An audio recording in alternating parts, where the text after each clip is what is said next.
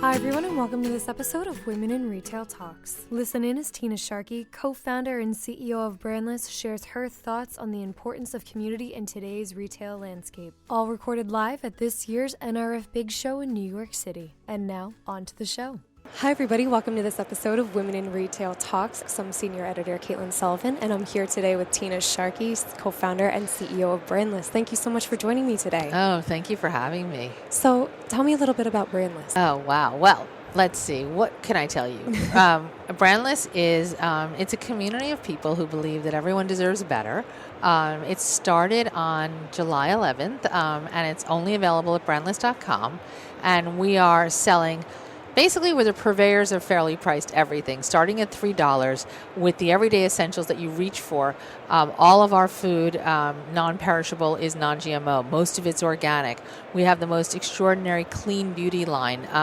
We have wonderful organic sanitary protection, organic dish towels and cottons, knives, plates, just an extraordinary array of products, all filtered with what we call the Better For You, Just What Matters filters. So our cleaning products are EPA Safer Choice certified. Our beauty is clean, no phthalates, no sulfates. Our food is non-GMO and organic, mostly. And our tabletop is all China, and then also dish towels that are all organic, oven mitts that are all organic, and everything that we sell at Brandless is $3. Some are 2 for $3 and some are 3 for $3. So it's really, we're building a community, we're building a place where the products that we create exclusively for our community. You can't find Brandless products on anybody else's shelves. And on average, you're saving, if you were to benchmark an organic Brandless extra virgin olive oil or even Brandless clean shampoo against a national brand of similar quality, so also has to be organic, etc. On average, you're saving 40%, but upwards in some of our clean areas, 350 to 400% off of national brands of similar quality. So we're building a community these products are made for you. We're shipping them directly to you. They skip the shelves, they skip the markup, they skip all the inefficiencies of a system that was not built to serve today's consumer. And alongside that, we're building a community of people who have stories to tell. So by eliminating the brand tax, by eliminating all the false narrative, and by creating all these products, we are able to sell them directly to you, but also co-create with you. Here are your recipes, here are your ideas, here are the things you want. Create search results that are the things you're looking for, or read your search queries and develop the products that you want if you haven't told us directly. So we feel like we're creating, in a way, a modern co-op because we're listening and we're in partnership with the people that we serve. Absolutely, and with a 24/7 consumer all the time, there's this great quote by Bette Midler, I want it all and I want it delivered, and I think I love that. I thought that was a really great quote. But 24/7 and all on, this community and this audience engagement, it kind of leads into my next question. Is this what made you want to create Brandless, or where did this idea come from? So my co-founder, Ido Leffler, and I, the idea came from really our collaboration and our partnership on the belief that, one, if people really knew what things cost versus what they pay for them, Ido likes to say they'd be rioting in the streets. And what I like to say is that actually they don't really know, because if they did, The Price is Right wouldn't still be on the air 30 years later. So people don't know. And I wanted to do something with Ido and for my family and for this country that felt like we were solving a systemic issue, that the delta between what people wanted versus what they can afford was getting bigger and bigger and bigger, and that race or how you voted or what zip code you live in or your orientation or your religious beliefs, your sexual beliefs, your demography, like none of that matters. Like everyone is an awesome human and everyone deserves better, and better doesn't need to cost more, and just start treating people like wonderful people, and that can actually start to change things. And you don't need government to help with that. Social entrepreneurship can do those things. So Ido and I really wanted to build something that felt like it was for all people, based on the belief that we could democratize access in a way to goodness. Yeah, absolutely. And you mentioned that it launched July 11th. Yes, just 6 months ago. And that is amazing. So kind of just within the last 6 months, how has it changed? How has it kind of grown from the original thought? So it hasn't grown from the original thought in terms of our thoughts are so big that we haven't even executed the original thought yet. We're just getting started. But What has changed is that when we launched, we had about 114 products. We didn't have our full clean beauty assortment. We have that now.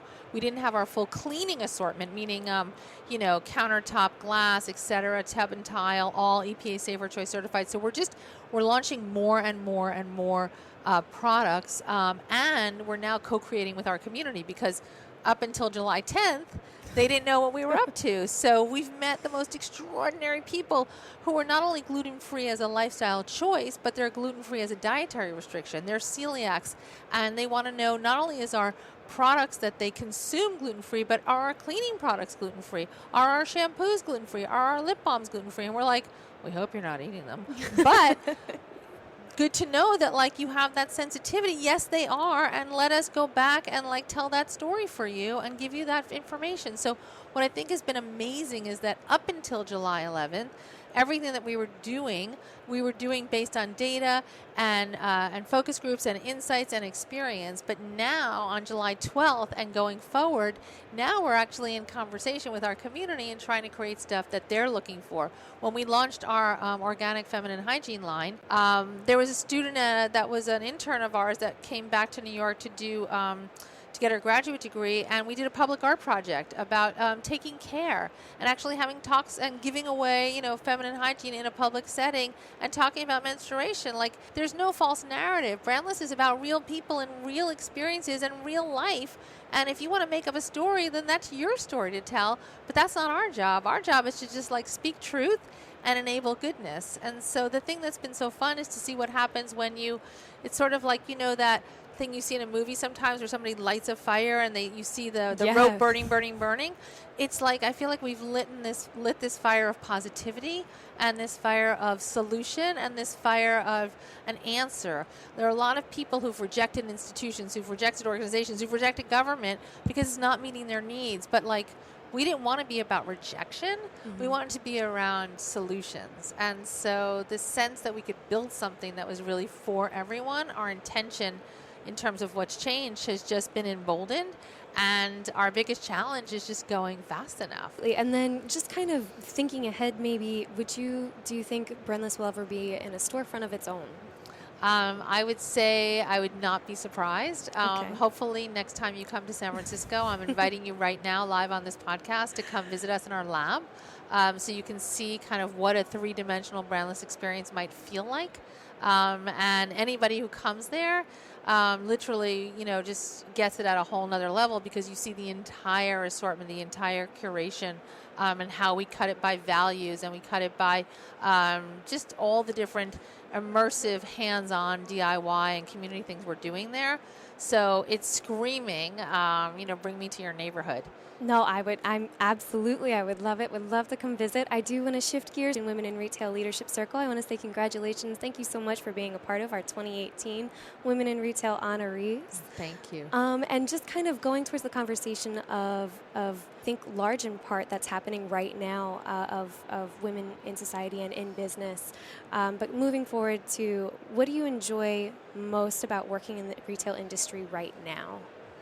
What I enjoy most about working in the retail industry right now is that I feel like we're at this major tipping point where consumer behavior has shifted. No longer are people buying the products their parents used.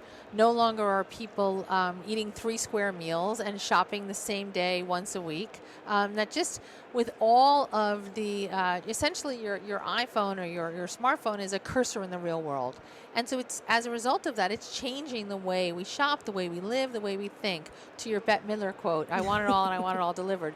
So I think that being in retail right now, at a moment when, especially in the CPG category, it's a laggard e-commerce category, watching that shift in consumer behavior and then being able to build a community, which is my experience of how do you bring people together.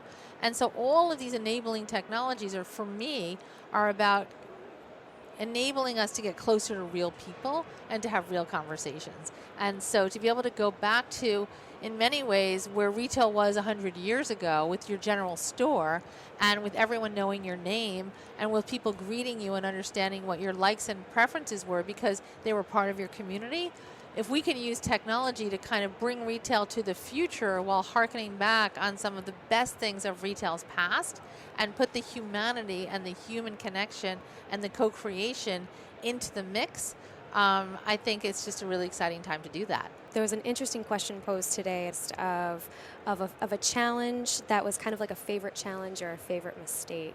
Do you have one of those? Let's see, a favorite mistake or a favorite challenge. I think my favorite challenge would be for everybody is never underestimate how smart and thoughtful and extraordinary the people who buy and use and share your products are. And they have everything to teach you.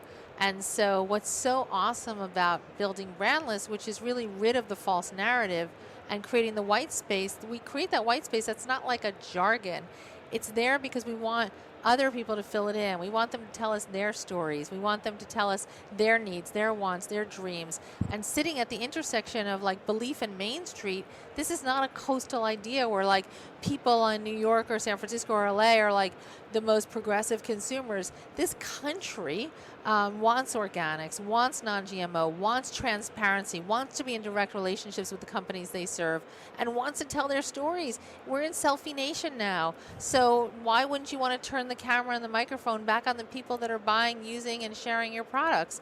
And so for me, the biggest challenge is if people want to see that world, then how do we use our networks to actually share the story of the world you want to see? And that might be sharing the story of a Brandless community, but my challenge would be for the people you create your products with to actually help share your story. And that's really fun to watch and enable and scale. Absolutely. Do you have a favorite mantra or a favorite quote that you kind of hold on to? My favorite, I have lots of mantras, which is, always make eye contact. Tangible acts of kindness really do matter. But I'd say that a quote that I said a few years ago, and it's weird to quote yourself, but I remind my team this: magic has no formula. And so, in order to create magic and to make magic, as much as you can do everything right, there's that special something that when you keep it real and you keep it authentic and you assume best intentions, magic can really get unleashed. And when it does, just go with it because it's telling you everything you need to know. And I think I'll follow up with my very last question there. So that was 5 years ago. Looking ahead 5 years from now, where do you see Brandless? Well, I would say that in 5 years, we'll probably be the purveyors of fairly priced everything. I love it. Thank you so much for joining me today. Thanks for listening. For more information on this episode, be sure to visit our podcast channel page at www.wirlc.com/podcast for show notes. Women in Retail Talks is available on iTunes and Stitcher, but please remember to subscribe to our podcast channel page as well. Thanks, and until next time, this has been Women in Retail Talks.